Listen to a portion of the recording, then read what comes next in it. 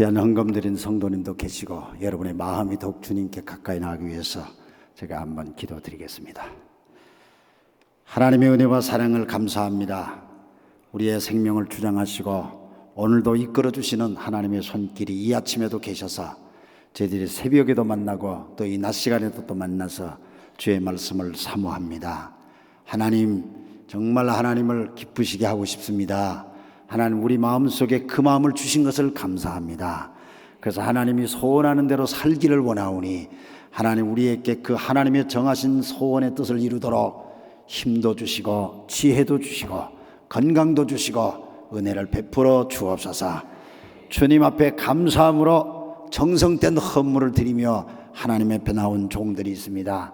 주님, 저들의 마음과 중심을 보시고 기도하는 그 제목들에 하나님께서 응답을 하시되 구체적으로 응답해 주셔서 질병 가운데 치유의 역사를 경험하게 하시고 답답한 진로에 대한 확 뚫린 길을 보게 해 주시고 하나님, 인간과의 관계 속에서 안타까움이 있는데 평화의 화평을 이룰 수 있도록 은혜를 더해 주옵소서.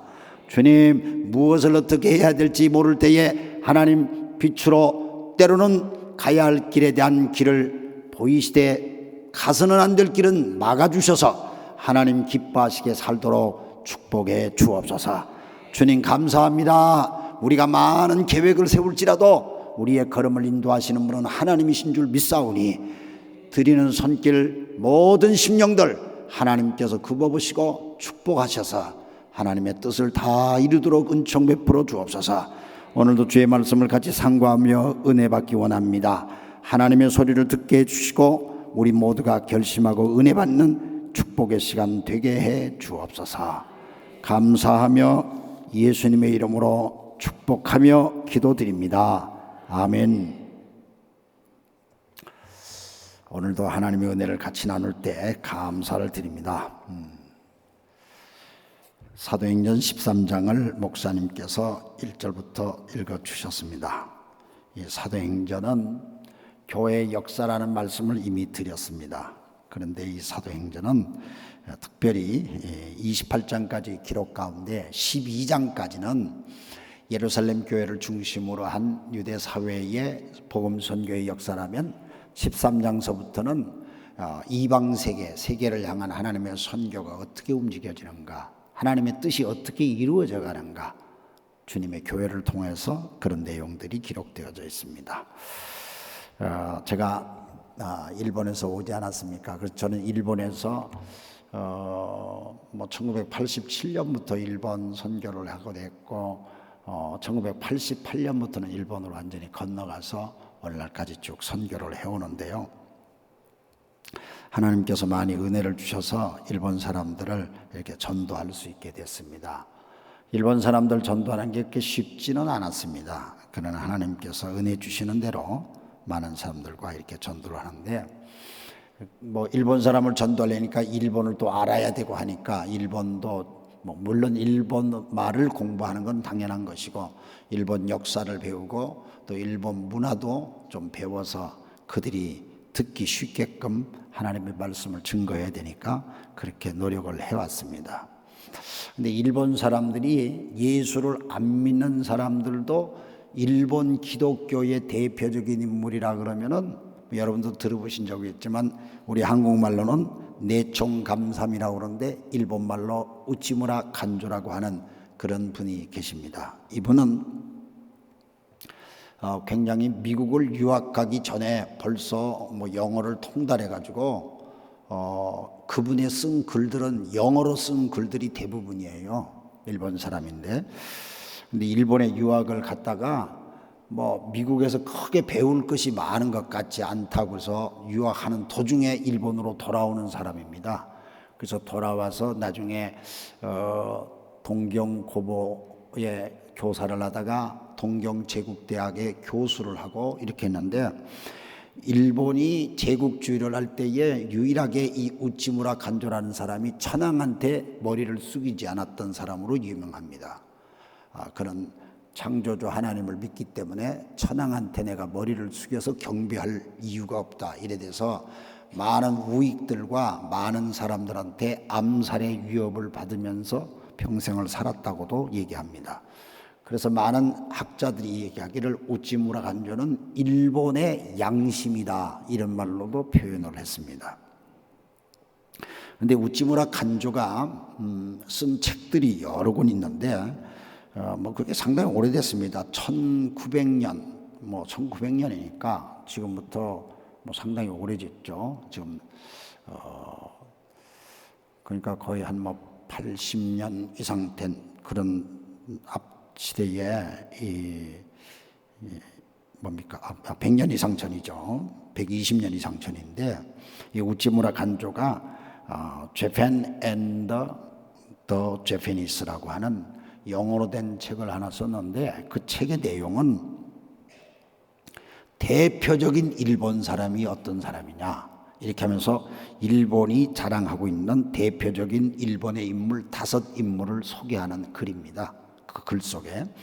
그래서 거기에 글 읽어보면은 새로운 일본을 창설해야 된다고 말했던 사이코 다카모리라고 하는 사람의 인물 평전이 기록되어져 있고 에도 시대의 다이묘는 큰 장군을 말하는데 그 이름이 우에스키 오사키라고 하는 사람의 내용을 썼고 그리고 농민 지도자의 한 사람이었던 니노미야 다카노리라는 사람의 전기를 썼습니다. 그리고 마지막으로 두 사람은 일본 유학자 그러니까 양명학자라고 그러기도 하는데 우리나라에서 건너간 유학을 깊이 연구해서 연구한 사람인데 그 사람이 나카에 도우주라는 사람입니다.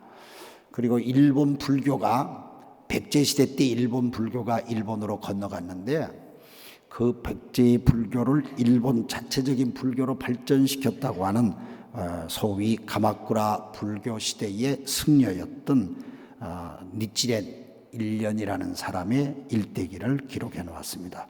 그렇게 두꺼운 책이 아닙니다만은 이 책은 영어로 기록되었고 나중에 일본말로도 번역되어져서 일본 사람들도 읽고 다들 좋아했는데 그 책을 보면은 우찌무라 간조라고 하는 일본 양심적인 기독교 지도자가 오늘날에 내가 있기까지는 이런 일본인 조상들에 있어서 오늘 내가 있었다 이렇게 말하면서 우찌무라 간조는 나는 두 죄, 영어의 죄를 위해서 산다. 하나는 Jesus, 예수 그리스도를 위해서 살고 하나는 Japanese, 일본을 위해서 산다. 그래서 이게 우찌무라 간조라는 그 일본 기독교 대표자의 무덤에도 지금도 두 죄를 위해서 산 사람 그렇게 기록되어져 있어요. 그래서 이 우찌무라 간조는 일본적 기독교를 강조했어요. 이분이 미국에 유학을 가보니까 미국이 이민의 나라 아닙니까? 이민의 나라서 독일에서 미국으로 건너온 사람은 독일 마을을 만들어서 독일적 기독교를 믿고 영국에서 건너온 사람은 영국적 브리티시 크리스천리티를 형성을 하고 그리고 네덜란드에서 온 사람은 네덜란드의 기독교 신앙을 갖고 조금씩 이렇게 유럽에서 온 사람들도 달랐던 것이죠. 그래서 이 우찌무라 간조도 그리고 우리 일본 사람들도 하나님을 믿고 예수를 믿는다는 것은 일본적으로 믿어야 되지 않는가 이런 생각을 하셨던 것 같아요. 그리고 일본으로 돌아와서 소위 그분이 일으켰던 성서 일본 이런 운동을 벌여가지고 그것이 소위 일본 내에서 있었던 무교의 운동입니다. 이런 조직적인 교회를 세우지 않고 그리스도의 몸을 우리가 실현하는 것은 눈에 보이는 조직적인 교회를 세우는 것보다는 눈에 보이지 않는 교회를 세우는 무교의 운동입니다.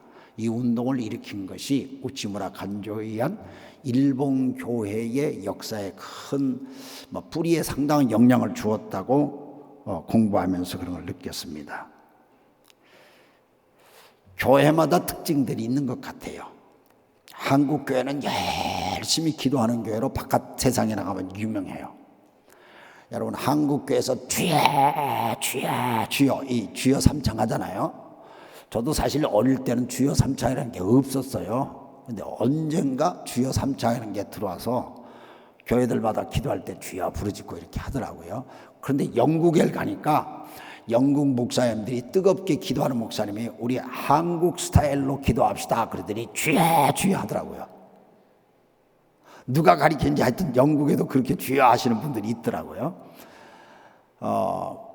근데 저는 제가 잘 모를 때 저도 뭐 어릴 때부터 장로교에서 자랐기 때문에 제가 자란 교회는 그냥 보수적이고 조용한 교회였는데 막 주여 하고 이렇게 기도하면은 야 하나님이 귀가 먹었냐 막 그렇게 말씀하시는 분들이 간혹 계셨어요. 저도 그 얘기를 듣고 정말 그렇지 하나님은 내 신음한 소리라도 다 알고 계시는데 꼭 주여 하고 이래야 뭐 하나님이 들으실까? 하나님 다 아시는 분인데 뭐 이렇게 생각하니까 그 말도 맞는 것 같아요. 그런데 어느 날에 가만히 보니까 조용히 명상을 하면서 기도하니까 자꾸 졸음이 오고요. 내가 기도가 안 돼요. 막 내가 기도하려고 하는 그 싸움만 있는 거지 정말 기도가 잘 안 돼요. 그래서 막 소리를 쇠 했더니 내 정신이 번쩍 들어. 그래서 주의하고 소리치는 것은 잠자는 하나님을 깨우시는 게 아니고 내 영이 깨어서 하나님을 부르십니다. 내 영을 깨우는 거예요. 여러분 오해하지 말기를 바랍니다. 주무시는 하나님을 깨우시려고 주여 하고 기도하는 게 아니에요. 내 영을 깨우고 내가 하나님 앞에 깨어서 하나님 앞에 기도하기 위해서 기도의 자리로 나가기 위해서 내가 이렇게 부르면서 하나님 앞에 기도하는 거예요. 한국교회 그런 좋은 신앙의 전통이 있어서 참 멋있어요. 타이완, 대만에 가면은 대만은 찬양하는 교회예요. 얼마나 열심히 찬양하는지 몰라요. 찬양을 몇 시간씩 해요. 각 나라마다 특기 있죠. 일본 교회는요 성경을 열심히 읽어요. 그래서 교회가 뭐 하자 그러면 뭐 잘 안 하는데 성경 공부하자는 사람들이 많이 모여요.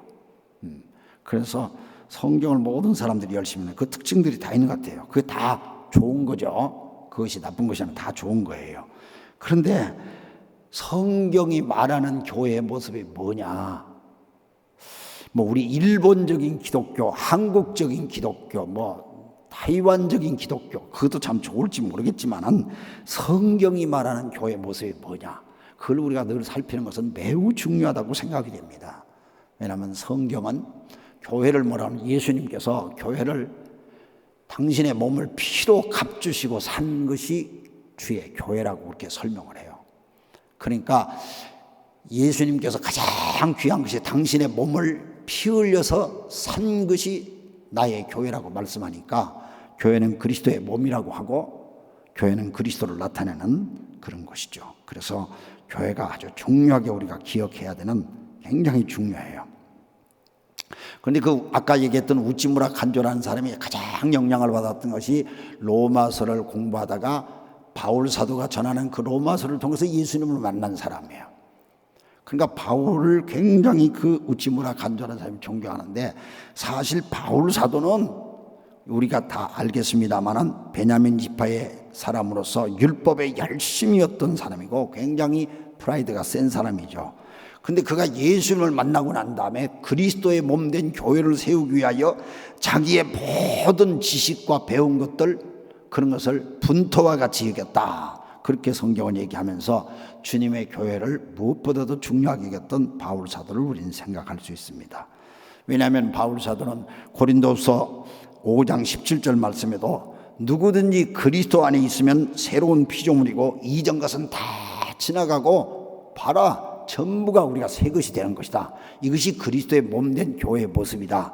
이걸 바울이 우리에게 누누이 성경을 통해서 말씀해 주는 귀한 내용이라서 저는 우리의 전통과 문화 참 중요해요.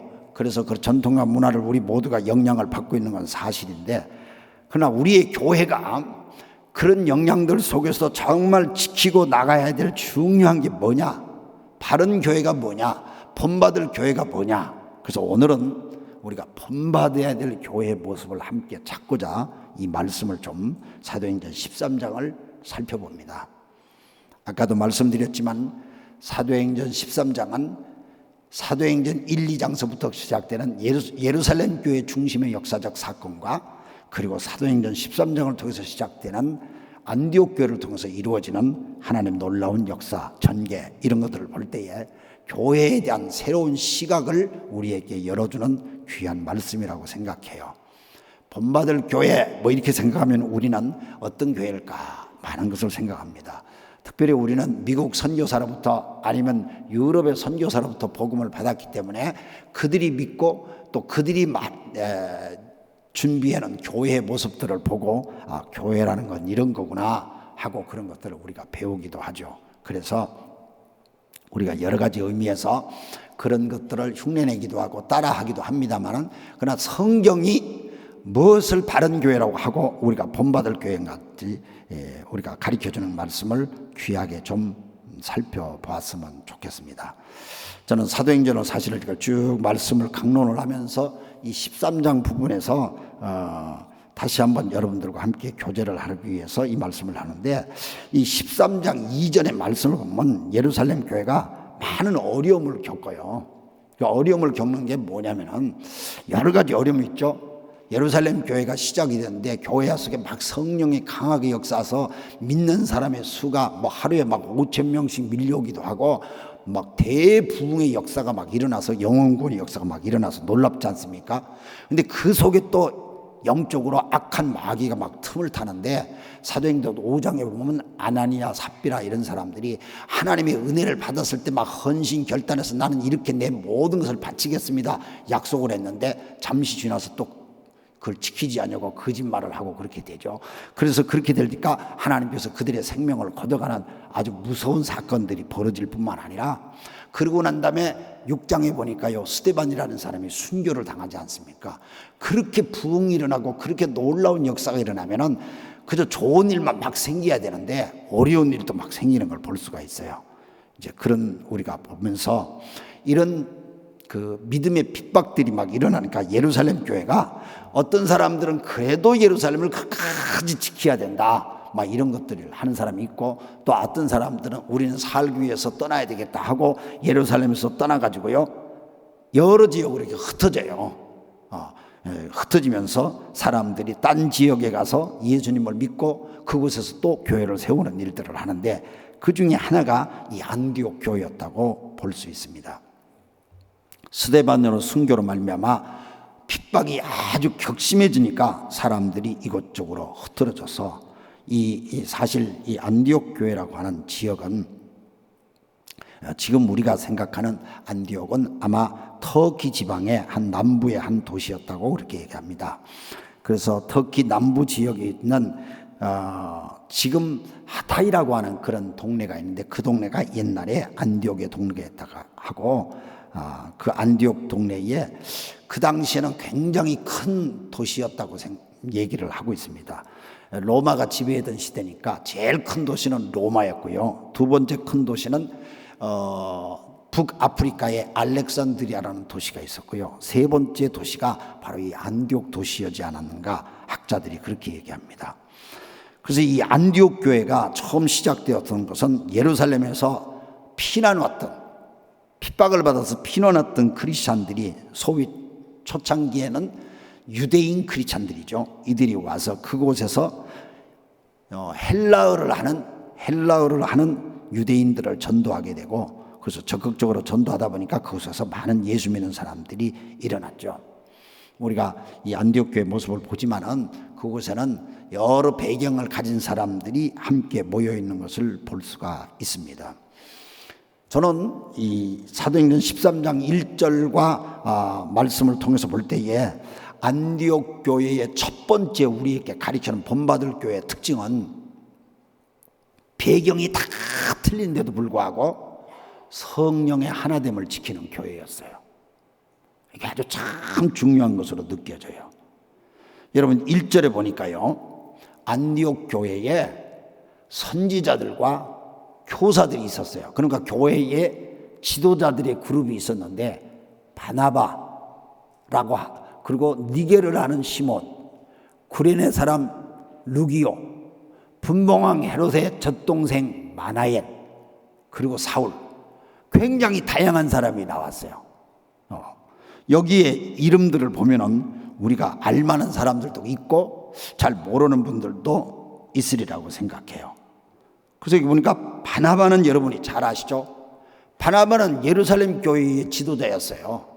근데 이분이 안디옥 지역으로 파견을 받아서 가신 거예요. 그래서 안디옥 지역에서 이 바나바라는 이름은 권위자고 교회의 지도자면서, 본래 이분도 키프로스니까 지금의 터키 지중해 앞쪽으로 섬이 하나 있는데 그게 키프로스라고 하는 섬인데 거기에 출신이에요. 유대인이지만 이 사람은 헬라어를 아주 잘했던 분이었어요. 성경도 잘 가르쳤어요. 더군다나 여러분들이 더 살펴보면은 이 바나바라는 사람은 바울이 옛날에 사울이었잖아요. 사울이었다가 다메섹 도상에서 예수님을 만나고 변화돼서 예수를 믿어서 예수 믿고 예수 믿는 사람 속에 들어가려고 아무리 노력을 해도 이 바울이 옛날에 핍박자였기 때문에 사람들이 받아주질 않아요.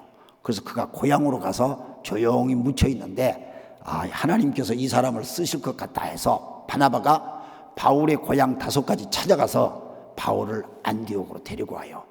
그래서 이 안디옥에서 바울과 함께 사역을 할 수 있는, 어떻게 보면 사람을 잘 끌고 또 사람을 잘 함께 화목하는 좋은 리더의 한 사람이라고 볼 수 있습니다. 근데 그 뒤에 또 보니까 니게르라고 하는 시몬이라는 사람이 나와요. 니게르라고 하는 말을 쓴 걸 보니까 아마 이분은 얼굴이 검은 흑인이었을 것이라고 충분히 예측합니다. 니게르라고 하는 것이 얼굴이 검다는 그런 뜻을 포함한다고 해요. 그리고 이 이름이 시메온이라고 하는 이름은 라틴계 이름이라고 하니까 유대인이 아니라고 하는 것을 알 수 있고, 많은 학자들은 이 사람은 아프리카 출신이라고 그렇게 얘기를 하고 있습니다. 그 다음에 또 보면요, 무슨 이름이 나오냐면은 구레네 사람 루기오가 그렇게 나오죠.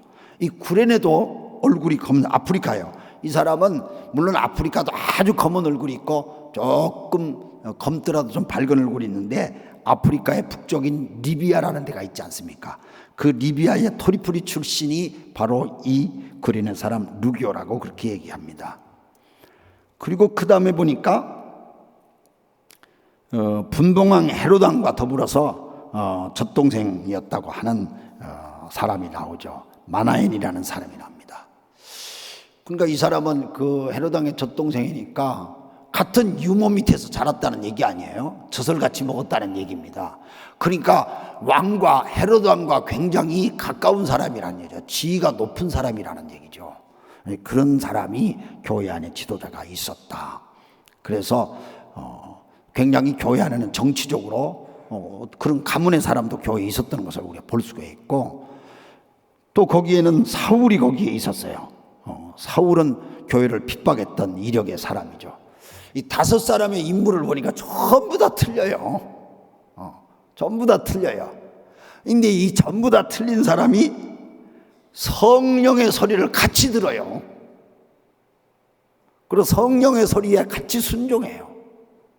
이게 참 놀라운 거예요. 교회가 그래야 된다는 거예요. 우리 배경이 틀리고요, 출신이 틀리고요, 공부한 게 틀린 거요, 성격이 틀리고요, 가진 은사가 틀리고요, 다 틀려도 성령의 소리 안에 일치하는 게 그게 교회예요. 그게 교회의 모습이에요. 교회가 아름다운 모습이 그런 것 같아요. 이 세상과 다른 게 틀려요. 세상은 전부 다 끼리끼리 동향, 같은 학교 출신, 전부 다 그렇게 다 나눠져 있어요. 그러나 교회만큼은 학벌의 차이가 관계없어요. 빈부의 차이가 관계없어요. 남녀노소의 차이가 관계없어요. 출신이 관계없어요. 민족이 관계가 없어요. 모든 게 관계없이 하나, 성령이 우리들한테 하나 되게 하신 것을 힘써 지키는 것이 그게 교회예요. 왜냐하면 우리가 믿는 하나님이 삼위일체 하나님이잖아요. 삼위가 일체되신 하나님을 우리가 믿어요. 성부 하나님, 성자 하나님, 성령 하나님이 각각 설명이 되지만은 이분은 따로 떨어서는 존재는 있을 수가 없어요. 성부 하나님이 계실 때 반드시 성자 하나님도 계시고 성령 하나님도 계시고, 그래서 반드시 같이 계셔서 무슨 일을 할 때도 이 세 삼위 하나님이 같이 모든 것을 이루셔서 하나 되셨다고 하는 것을 우리에게 성경을 통해서 가르쳐 줬어요.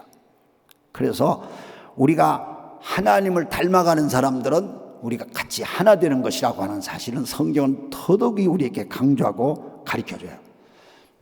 교회는 그리스도의 몸이니까 여기서 각장의 지체가 있고 은사가 있고 배경이 다르다 할지라도 그리스도 안에서 하나가 되는 거예요. 저는 일본에서 교회를 세울 때에 이 점을 많이 강조를 했어요. 제가 깨달은 교회는 그런 교회다. 저는 처음에 전도를 가니까 일본 사람이 저를 상대해 줄 알았어요. 왜냐하면 한국 사람인데 뭐 자기들이 꼭 상대해야 될 이유가 없죠. 그리고 제가 말도 좀 아무리 열심히 공부를 했다 할지라도 나이 먹어서 갔는데 뭐 그렇게 잘할 수 있겠어요? 비교적 제가 일본 말을 잘한다고 알려져 있어요. 제가 한국에서 일본 정치인들이 한국을 방문할 때 일본 정치인들이 이 조 목사한테 통역을 받았으면 좋겠다고 해서 제가 한국에 와서 통역을 많이 했어요.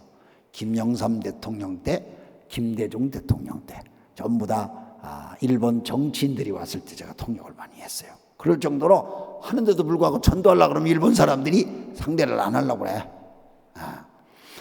그래서 저는 나를 상대해 주는 사람이 누굴까 생각하니까 한국에 놀러라도 한번 갔다 온 사람, 그리고 더더군 상대해 준 사람은 부인이 한국 여자인 사람, 뭐 이런 사람들은 저한테 상대를 해서 그런 사람들을 주로 처음에 전도를 했어요.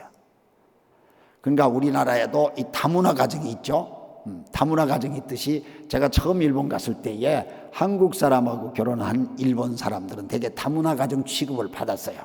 그분들이 저를 대해주고 가까이 했어요. 그래서 저는 그분들을 열심히 전도하고, 그러니까 그분들이 뭐 내가 전도하는 그 동네의 사람들을 보니까 대부분이 육체 노동자가들이 많았어요.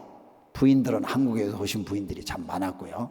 그런데 그분들을 전도해가지고 하니까 참 전도하기 힘들어요. 난 서울에서, 그래도 서울에 지금 그 어디입니까? 둔촌동 올림픽 선수촌 있고, 그리고 지금 그런 동네에서 제가 전도를 했거든요. 교회를 세우고 해서 비교적 나하고 만났던 사람들은 그냥 생활도 중간 정도 생활은 다 되고, 뭐 배운 것도 되게 다 대학들을 나오고 말하면 알아듣고 뭐 이런 분들이었는데, 일본 가서 전도를 하니까 전부 다 뭐 물론 육체 노동하시는 분들이 공부를 못했다는 뜻이 아닌데, 그분들은 그냥 공부에 그렇게 취미가 없고 뭘 얘기해도 잘 못 알아듣더라고요. 근데 그런 사람을 제가 전도하게 됐어요. 근데 이제 그런 사람을 전도할 때 저는 전도하면서 이 사람들이 하나님 앞에 막 빛나는 사람이 좀 됐으면 좋겠다. 하나님 앞에 멋진 사람으로 세워졌으면 좋겠다. 이렇게 해서 그분들을 높이는 일들을 내가 열심히 했어요. 어떻게 때만 있으면 그분들을 높이고, 이 노동자의 특징은 아침에 일어나면 작업복을 입고 하루 종일 작업복 입고 작업을 벗고 1년 12달 작업복 입고 살고, 양복 입은 딱 2번. 누가 결혼한다 그러면 결혼식 찾아갈 때 양복 입고, 누가 죽었다 그러면 검은색 양복 입고 찾아가는 거, 1년에 그 2번밖에 양복 입을 날이 없는데, 이분들에게 내가 하나님을 믿고 믿음으로 가르칠 때에 하나님의 부르기가 멋지게 삽시다. 그래서 교회 올 때는 양복 입고 넥타이도 매고 막 그렇게 삽시다 하고 내가 권면도 하고 그랬더니 다 그렇게 바뀌어졌어요. 그래서 제가 그분들을 막 높이고 하니까 그분들이 저를 높이고, 막 술주정을 부리는 사람들이고 마약을 하던 사람이고 막 이런 사람들이 술을 끊고 마약을 끊고 하나님 앞에 막 나와서 변화되기 시작하니까, 어떻게 저 성경 공부하고 저 양반하고 예수 믿게 되면 사람들이 변화된다는 소문이 나더니, 그 다음에는 정말 부부가 일본인 사람들이 오기 시작하고, 지금은 일본 사람들이 아주 많아졌어요. 그래서 교인의 한 3분의 2는 전부 다 일본 사람이고 3분의 1이 한국 사람, 중국 사람들이에요. 중국 사람이 저희 교회에서는 제일 숫자가 적어요. 그래서 숫자가 적은 중국 사람들을 제가 아주 귀하게 여겨요. 중국 사람들을 보면은 되게 일본이니까 그냥 일본말로 통합니다만, 뭐 중국말은 제가 인사밖에 못해요. 그래서 그렇게 하면서 서로가 교제를 하고 하는데 아주 그 사람들도 좋아해요. 그래서 서로가 이렇게 높여요. 저는 처음 일본에서 제자를 키워가지고 세례를 베풀고 구원받게 했던 뒤에 종이 코노 아키라라고 하는 목사님이 있어요. 제자입니다. 근데 이 형제는 아버지는 한국 사람이고 엄마가 일본 사람이에요. 그런데 미국 유학 갔다가 돌아보니까 자기 엄마가 예수를 믿고 계신 거예요. 그래서 엄마 교회 나가지 마세요 막 이렇게 하다가 엄마가 목사님을 한번 만나봐라고 그래서 저를 만나서 제가 전도를 했어요.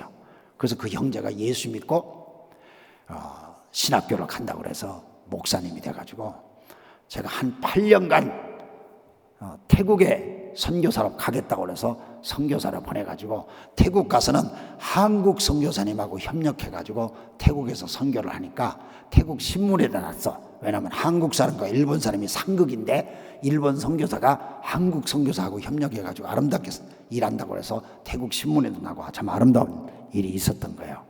하나 되게 하는 거예요. 하나 되게 하는 거예요. 이 성령께서 원하시는 것이에요. 교회의 모습은 하나 되는 것이에요. 절대로 마귀는 교회가 하나 되는 것을 싫어해요. 성령은 하나 되는 것을 원해요.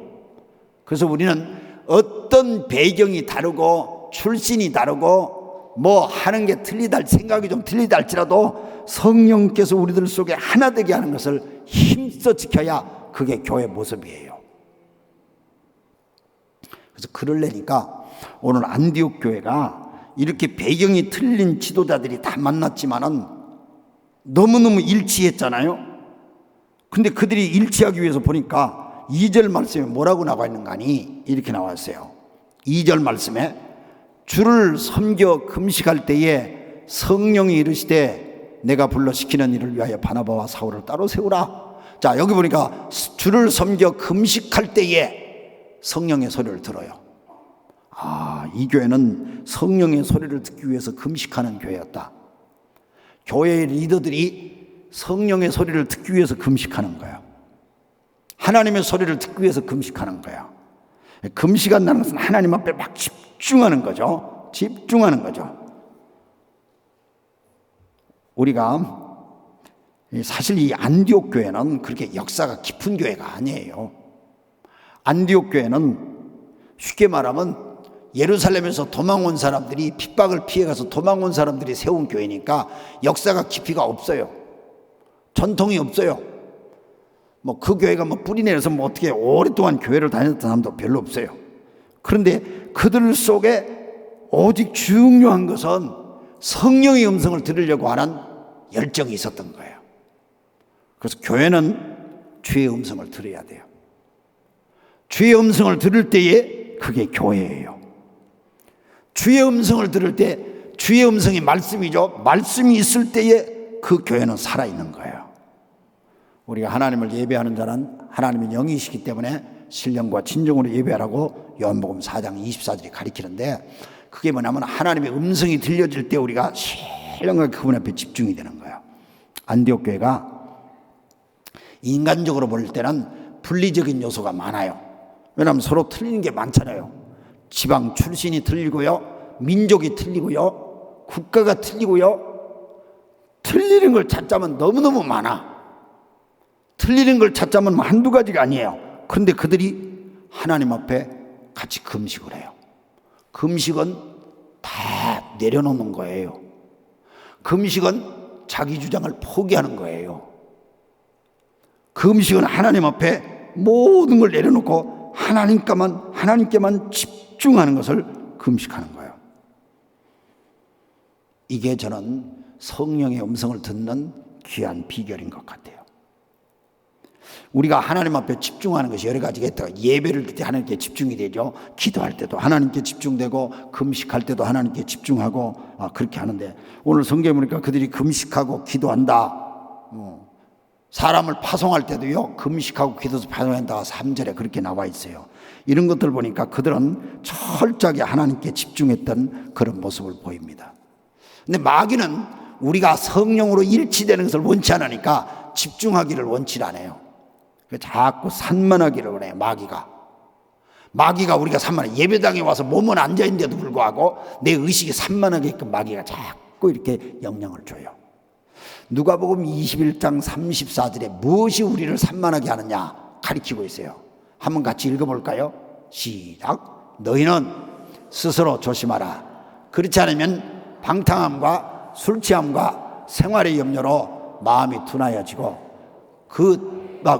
그날이 덕과 같이 너희에게 임하리라. 이게 사람의 마음이 전부 다 분산이 되어지고요, 하나님께 집중하지 못하는 게 이 세 가지를 얘기하는 거예요. 이 세 가지가 우리들에게 나오는데, 영적으로 우리가 둔해지는 게 그런 부분이 있어요. 하나님께 집중하죠. 영적으로 둔해지는, 마귀는 우리들을 자꾸 영적으로 둔해지게 만들고 딴 것 생각하게 하는 거예요. 자꾸 세상 걱정하게 만들고 술 취하게 만들고요. 술 취한다는 것은 다른 것에 집중한다는 거예요. 알코올에 취하는 것, 술 취하는 거 맞아요. 취하는 건 다른 것에 내 정신과 내 몸을 맡기는 거예요. 세상에 취하게 하는 게 굉장히 많지 않습니까? 도박에도 취하고, 성적인 것에도 취하고, 마약에도 취하고, 취하는 게 얼마나 많아요. 우리들한테 자꾸 그런 거 빼앗아 가고요. 그리고 뭐 계속 세상 염려 걱정을 하고 살죠. 이런 것들이 하나님께로부터 내 시선을 빼앗아 가는 거예요. 그리고 자꾸 마음이 눌려서, 그래서 내 마음이 자꾸 하나님으로부터 멀리, 방탕은 뭐예요? 자기 멋대로 하는 게 방탕이에요. 그래서 이런 것들이 우리가 하나님 앞에 집중하지 못하게 해요. 많은 그리스도인들이 예수를 믿으면서도 그런 부분에서 우리가 자유롭지 못할 때에 우리 자신들이 하나님께 집중하지 않냐고 우리가 교회가 일치되지 못하는 부분들이 있어요. 그래서 교회가 타락할 때에 그런 부분들이 교회로 들어와요. 그런 부분들이 성도들에게 찾아와서 성도들을 타락하게 해서 하나님 나라를 가까이 가지 못하게끔 그렇게 했어요. 그래서 우리가 하나님 앞에 좀 집중하기 위해서, 그래서 때로는 금식이 필요해요. 때로는 이런 집회를 통해서 하나님 앞에 집중하는 훈련과 또 집중하는 기회를 만들어서 우리 자신들을 처소복종시키는 것도 너무 중요하다고 생각을 합니다. 사탄은 우리가 하나님께 집중하지 못하도록 많은 것에서 혼란을 우리에게 가르쳐주고 있어요. 그러나 여러분들 절대로, 아까도 말씀드렸지만은 우리가 좀 영혼이 이렇게 좀 느슨해지고요, 좀 약해지는데 싶으면은 자기를 깨우는 걸 해야 돼요. 자기를 깨우는 거를. 그래서 에레미야 33장 3절 말씀에 보니까, 너는 내게 부르짖어라. 내가 내게 응답하겠고 내가 알지 못하는 크고 은밀한 일을 내게 보이리라. 하나님께서 이렇게 말씀을 주셔서 우리들에게 하나님께 부르짖는 것 자체가 내가 하나님께 집중하는 것이고, 그 집중할 때 하나님의 영이 나와 함께 하셔서 하나 되는 그런 역사를 하는 거예요. 그래서 집중하기 위해서 여러분들이 골방에 들어가서도 집중하고, 때로는 믿는 성도들끼리 같이 모여서, 특별히 새벽기도 같이 나와서 말이죠, 함께 하나님 앞에 집중해서 막 통성으로 기도하게 되면은 거기서 영적인 일체를 느끼면서 거기서 하나님의 놀라운 은혜의 역사들을 우리가 경험하게 돼요. 그리고 여러분의 구역에서 받은 은혜들을 또 막 나눌 때 거기서 우리들 속에서 만져주시는 하나님의 또 다른 치유가 거기서 막 일어나는 것을 경험하게 될 거예요. 이런 것들이 하나님께 집중될 때에 교회가 살아나는 거예요. 교회가 그래야 돼요. 교회가 집중돼야 돼요. 그래서 그렇게 되면은 교회가 궁극적으로 하나님의 뜻을 이루어요. 그래서 세 번째 말씀드릴 게 하나님의 뜻을 이루는 교회예요. 오늘 3절 말씀에 보면요, 그래서 그들이 두 사람을 성령의 보내심을 받아 금식하여 기도하고 두 사람을 안수해서 보냈어요. 그 누굽니까? 바나바하고 바울이잖아요. 전 바나바 바울을 생각하면, 바나바는 안디옥 교회에서 제일 탑 리더였어요. 우리말로 얘기하면 담임 목사예요. 저는 사실 이 사도행전 13장을 묵상하고 하나님에 엎드려서 기도하는 가운데 하나님께서 이 말씀을 저한테 딱 주셔서 서울에서 목회를 했어요. 서울에서 목회를 재밌게 참 잘했어요. 그런데 서울에서 목회를 하는데 이 사도행전 13장이 묵상을 하는데 딱 내 가슴에 와닿는 거예요. 그러면서 바나바가 파송을 받는 얘기가 나와요. 제가 서울서 목회할 때 제가 담임 목사였거든요. 부목사님이 계시고 전도사님들이 계시고 해서 5명의 교육자가 있었어요. 안디옥 교회가 지금 5명의 교육자가 있잖아요. 그래서 하나님께서 선교사를 보낼 때에 전도사님을 보낸다든가 부목사를 보내는 게 아니고 하나님께서 필요로 하는 담임 목사를 보내는 것이 하나님 뜻이라는 걸 저는 그렇게 적용이 됐어요. 물론 이걸 보편적으로 모든 사람들에 적용할 수는 없어요. 성경 해석은 바르게 하지만은 적용은 때로는 우리들에게 주관적 적용이 있을 수 있어요. 그래서 하나님이 저에게, 야, 선교사는 부목사님을 내보내는 게 아니라 네가 나가야 된다. 저는 이 사도행전 13장이 나한테 그렇게 말씀이 와닿은 거예요. 그래서 제가 하나님 순종하겠습니다 하고 선교사로 나가게 됐어요. 교회가 담임 목사님을 선교사로 내본다는 것은 교회가 큰 출혈이에요. 큰 결단이에요.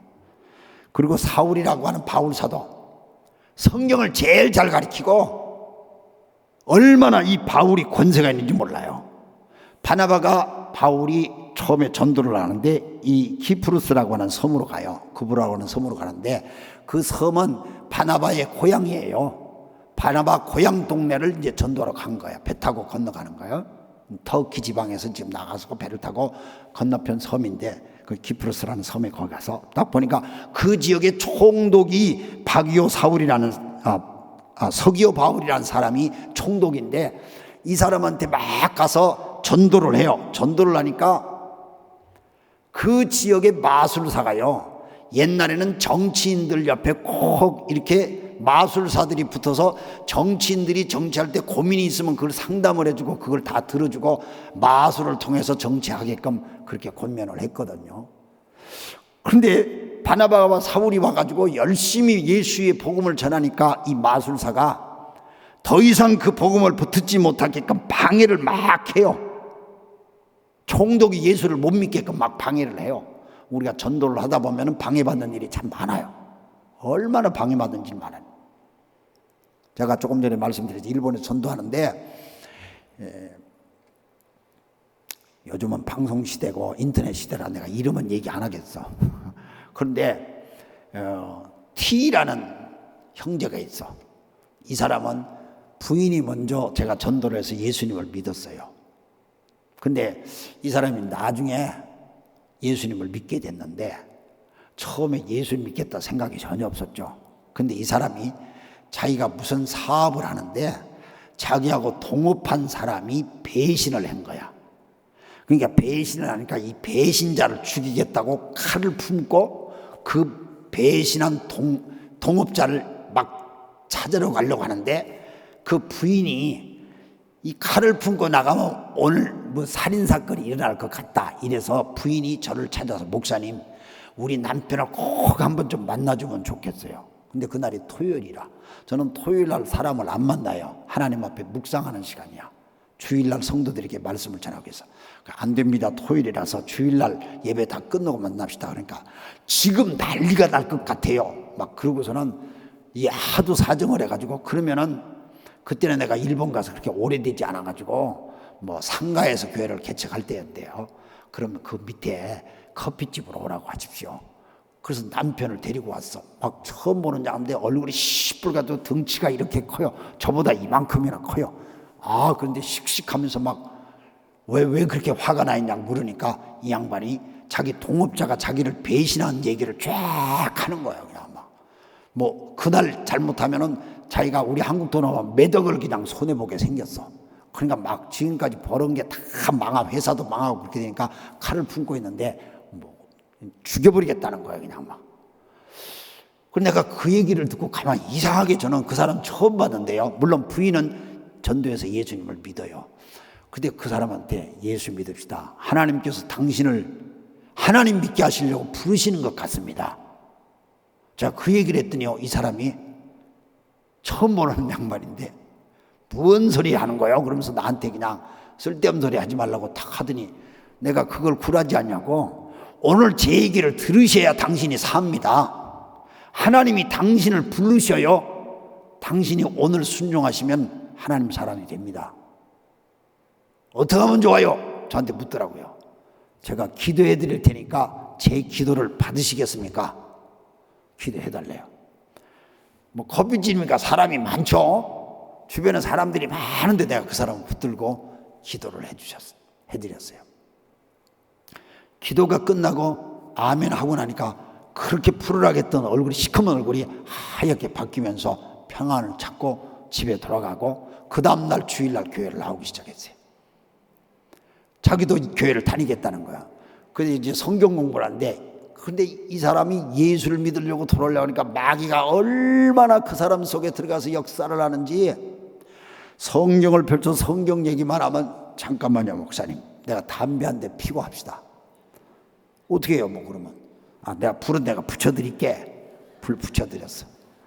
그러면 나는 성경을 펼쳐서 얘기하면 이 사람은 한 대를 하더니 내 얼굴에다 컬럭 하면서 또 성경 얘기를 하고, 그렇게 해서 내가 한 달을 성경을 가르쳤어. 그러면서 이 사람이 처음에는 막 나를 괴롭히려고 20-30분 간격으로 담배를 태우더니 나중에는 1시간 성경 공부하는데 공부 끝나고 나서 담배를 태우더라고. 그러더니 점점 가더니 담배를 탁 끊어버려요. 그리고 예수님을 믿는데 얼마나 열심히 예수님을 믿고 얼마나 열정적으로 예수님인지 몰라요. 저는 그분을 보고요, 예수를 믿으려고 하면은 센 사람들은 마귀의 역사가 세요. 마귀가 예수를 못 믿게 하려고 얼마나 세게 그냥 강하게 방해하는지 몰라요. 예수 믿으려고 하는 사람들은 처음에 방해를 많이 받습니다. 믿음으로 살려고 하는 사람들도 마귀의 방해를 받죠.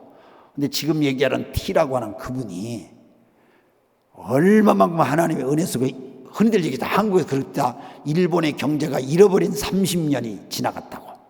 잃어버린 30년. 근데 이 사람은 그때 회개하고 예수 믿고 난 다음에 하나님이 복을 줘가지고요, 30년 동안 다른 사람들이 다 사업하기 어렵다고 안 된다고 그러는데 이 집만 잘 되는 거야. 남의 집 잘 되는 게 싫은가? 왜 아멘도 안 하시네. 근데 그 집이 잘 되는 거야. 얼마나 충성스럽게 하나님 앞에 하는데, 이 사람 자식들을 키워서 다 결혼시켜서 그 형제는 나하고 동갑이요. 동갑인데 부인하고 둘이서 유일한 취미가 세계 강나라를 다니면서 바다에 이렇게 들어가서 바다를 구경하는 스쿠버 다이버가 취미인 양반이야, 부부가. 그래서 제일 좋은 데가 어디냐, 저 홍해바다 가가지고 홍해바다 속에 들어가는 데가 거기가 참 아름답다는 거야. 막 이렇게 휴가철만 되면 그걸 1년에 3번 정도로 그렇게 다녀. 정월 초하루 5월달에 한 번 가고 8월달에 가고. 그러면 세계를 그렇게 여행을 다니고 그렇게 나름대로 재미있게 사는데, 예수를 믿고 그때부터 지금까지 그분이 예수 믿은 지 한 25년 이렇게 돼요. 얼마나 충성스럽게 하는데 지금 그 양반은 제 오른팔이 됐어.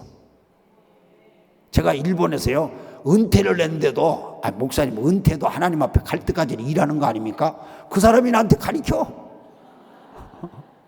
그래서 그 양반이 늘 나한테 그냥 막 그 용기를 주고요, 얼마나 열심히 하는지 몰라. 내가 그 사람 이름 얘기 안 하는 거는 또 이게 마귀가 틈탈 수 있거든.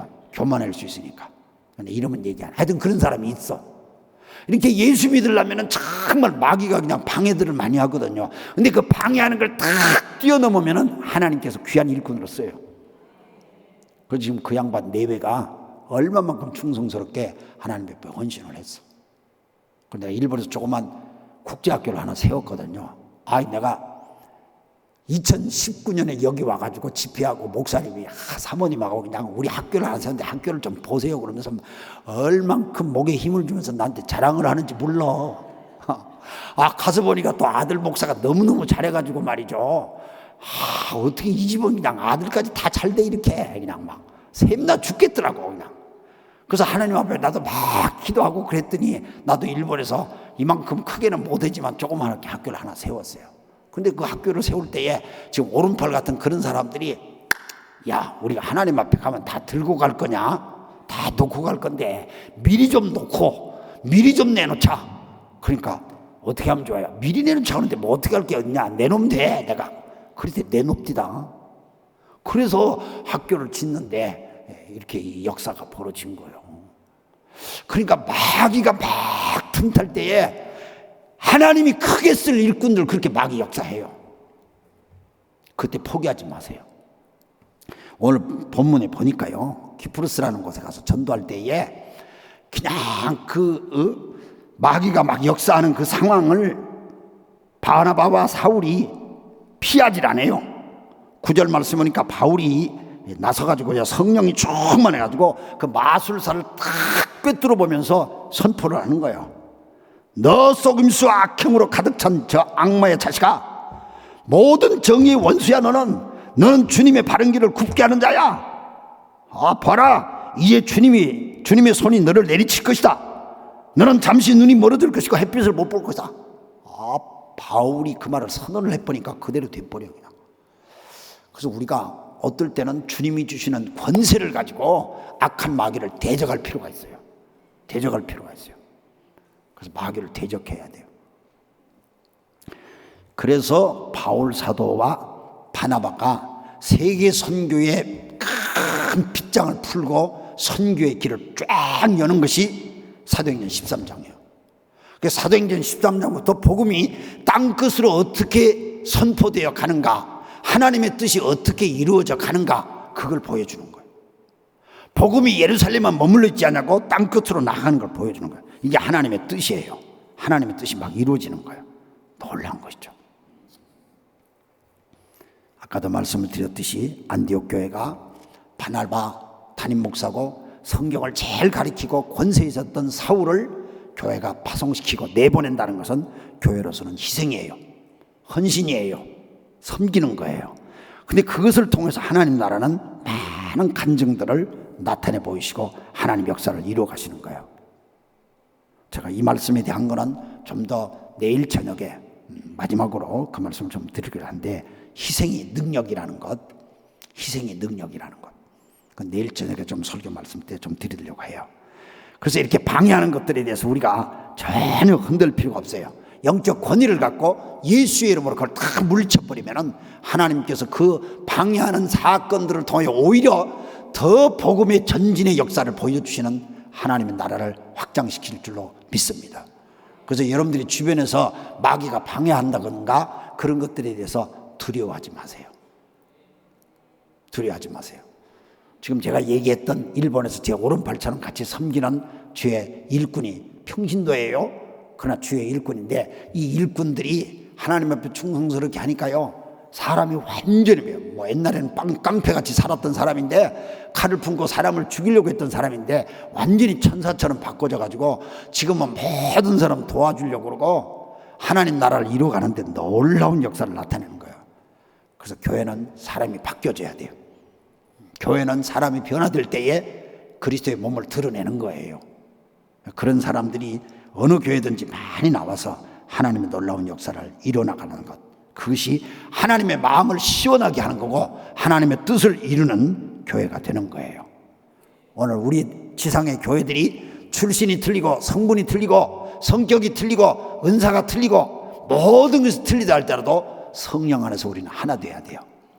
여러분 하나 되시기를 주의 이름으로 축원합니다. 여러분의 구역이 하나 되시길 바랍니다. 교회 전체가 성령 안에서 하나 되길 바랍니다. 하나 되기 위해서는 때로는 금식하세요. 금식은 내 모든 것을 내려놓는 것이에요. 그럴 때 우리가 하나 돼요. 자꾸 내 주장하고 내 의견을 내세우고 막 그러면 하나 못 돼요. 내려놓을 때 성령께서 우리가 하나 되는 것을 지키게 해요. 그리고 우리가 하나님의 그 다음에 하나 되어서 해야 될 일은 하나님의 뜻을 이루는 거예요.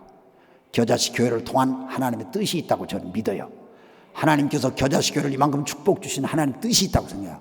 하나님께서 여러분들을 축복하시고 여러분의 가정을 은혜 베풀어 주시고 여러분의 자녀들에게도 하나님의 장래를 이렇게 허락하신 걸 보면은 하나님의 뜻이 있지 않습니까? 그 하나님의 뜻을 이루는 교회될 때 하나님의 마음을 시원하게 해드려 이 땅에 하나님 나라 왕국을 크게 건설하는 축복된 교회 역사를 이룰 줄로 믿습니다. 찬송 한 장 부르시다. 우리를 사용하소서 하는 그런 찬송이 있어요. 네.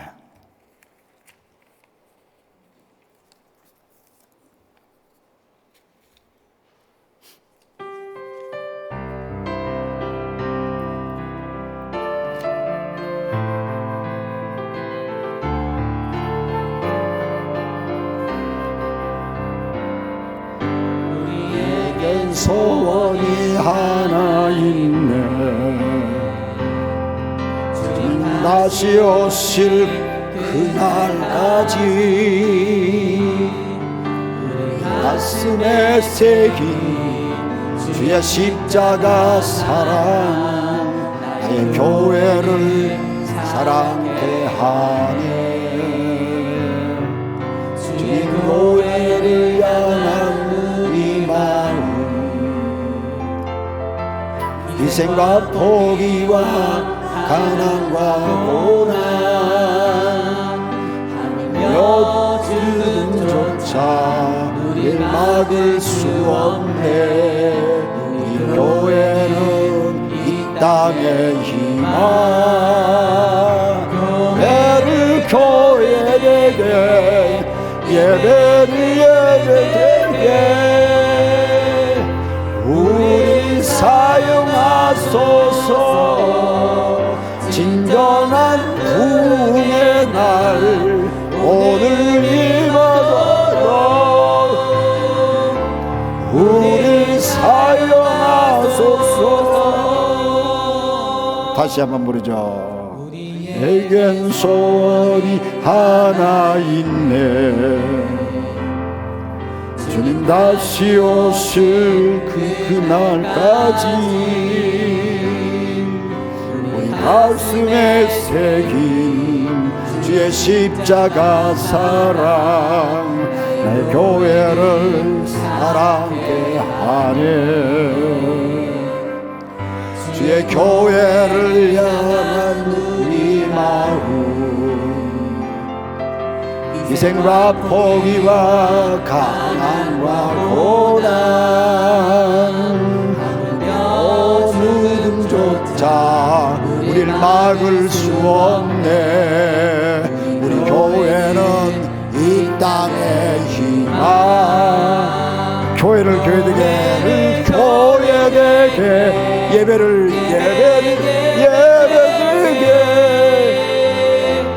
우리를 사용하소서 순전한 우리에게 우리를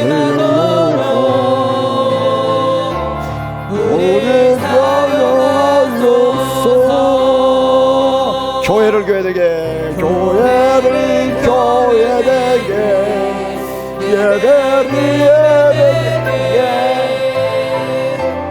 우리 사용하소서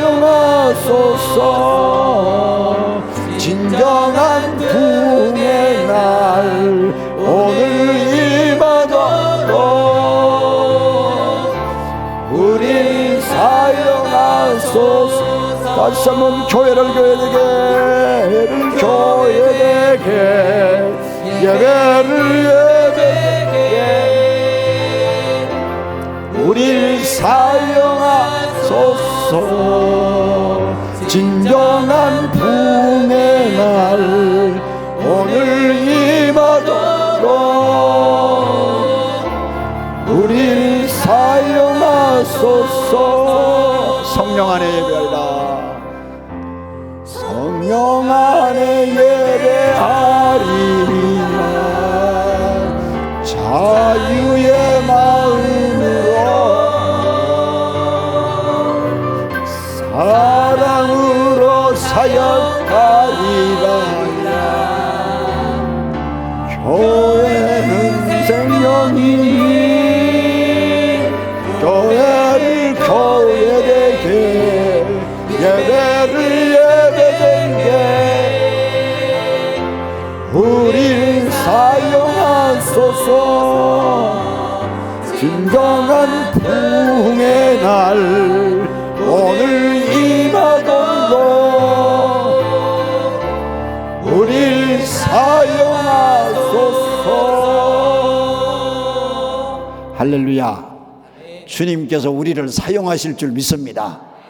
그래서 우리 주님 저를 사용하세요. 제 손을 주님께 드립니다. 제 인생을 주님께 드립니다. 주님 저희들을 사용하셔서 주님의 교회가 교회되게 해주시고 주님의 교회가 성령의 전이 되셔서 이 세상과 다른 모습 보여 하나님 나라를 증거하게 해 주옵소서. 아버지 하나님 마음을 시원하게 해 주옵소서. 우리를 사용해 주시옵소서. 우리 다 같이 손 들고 한번 기도합시다. 하나님 우리를 사용해 주시옵소서. 그런 뜻으로 우리가 주여 한번 부르고 우리 같이 기도하겠습니다. 주여! 살아계신 아버지 하나님 감사합니다. 하나님 정말로 교회가 교회되게 해주시고 하나님이 기뻐하시는 그런 아름다운 역사를 일어나가는 저희들이 간절히 소원합니다. 교회가 교회되고 예배가 예배되게 해주시고 그래서 우리가 아버지 하나님 성령 안에 일치해야 됩니다. 얼마나 우리나라가 일치되지 못하고 있지 않습니까? 교회가 먼저 일치되어져서 하나님 나라를 이루게 해주시고, 우리 아버지 이 세상도 하나 되라는 것을 배우도록 은혜를 베풀어 주시옵길 원합니다. 살아계신 아버지 하나님, 정말로 우리가 우리의 생각으로 나타나고, 정말 우리가 여당과 야당이 갈라지고 좌파가 우파 갈라져서 얼마나 상처를 주는지 모릅니다. 얼마나 서로 조욕을 하고 얼마나 서로가 죽이려고 하는지 모릅니다.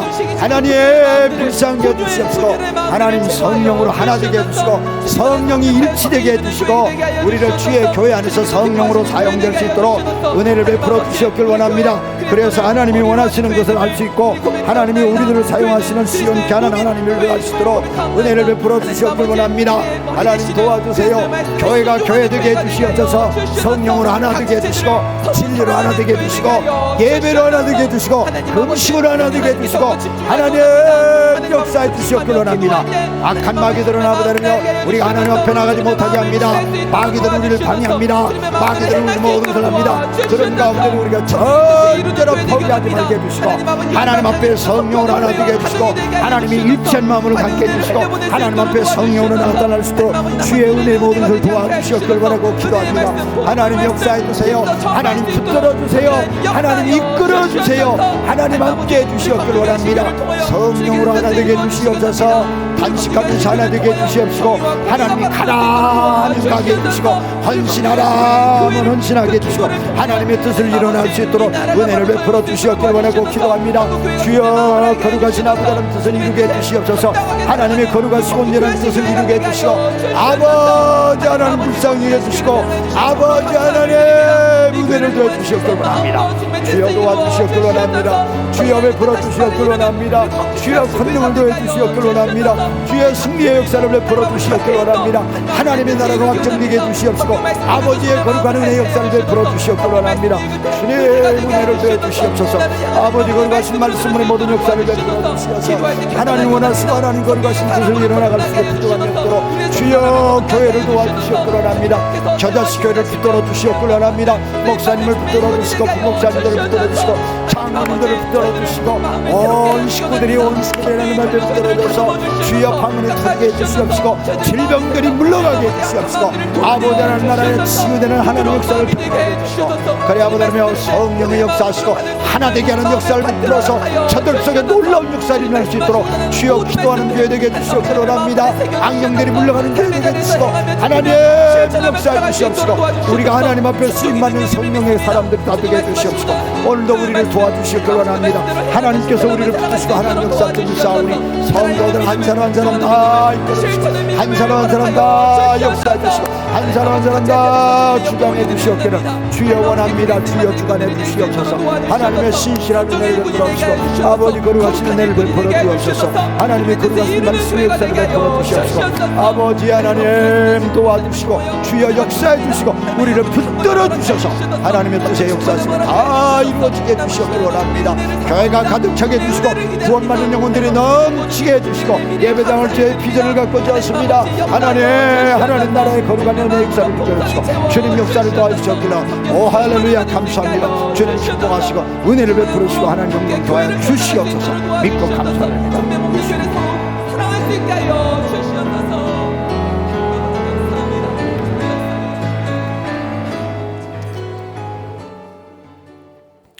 사랑과 긍휼이 풍성하신 좋으신 하나님 아버지, 오늘도 세우신 주의 종을 통해서 우리에게 말씀을 들려주심을 감사합니다. 이전보다도 예수님을 더욱더 사랑하는 삶을 살 수 있도록 우리에게 은혜를 입혀 주옵소서. 교회를 섬길 때에 또 하나님 앞에 예배를 드릴 때 예배가 연락되고 은혜가 내려오는 교회가 되게 하여 주옵시고, 기도가 상달되고 응답이 내려오는 교회 되게 하여 주옵소서. 평안하여 든든하게 서가며, 그리고 성령의 인도하심으로 말미암아 우리 하나님을 영화롭게 하며 많은 영혼을 구원하는 데 쓰임받는 열방을 향해 힘써 선교하는 교회로 마지막 때 삼아 주시옵소서. 진리의 말씀이 바르게 선포되어지는 교회 되게 하여 주옵소서. 우리에게 믿음의 역사가 있고 사랑의 수고가 있고 소망의 인내가 있는 교회가 되도록 하나님 은혜 내려 주옵소서. 함께 해 주옵시기를 원하옵고 예수님의 이름으로 기도하옵나이다. 아멘.